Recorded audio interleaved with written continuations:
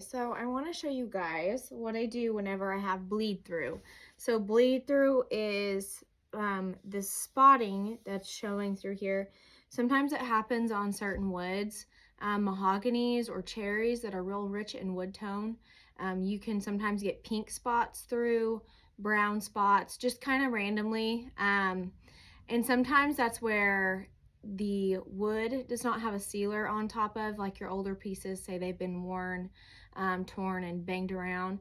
Maybe some of that varnish or the lacquer that was existing on it before you painted it had chipped away or came off. So it's just those tannins from the stain or the wood tannins coming through the paint. It can happen almost any paint. So what I do to seal that down and then paint over it again, and I don't do it on my first coat, like before I paint, because you just never know. Sometimes your paint, you won't have any spots, and then sometimes on newer pieces I will get tannins showing through. So I usually do it on my first or second coat depending on the color of the paint, and I use, there's shellac like this, and then you have a spray shellac. I tend to lean towards this better because I can get it on a little heavier, but I usually just do 1 to 2 coats of coverage.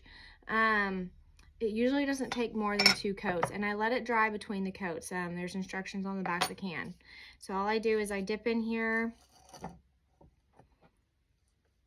and this does expire after a while, so I always suggest getting the smaller cans of shellac, and I will just paint it over or apply it over the edges of where the bleed through is.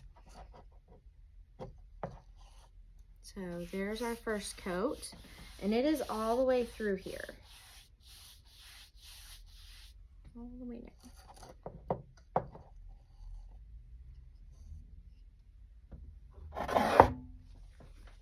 I said distress. Let's go see.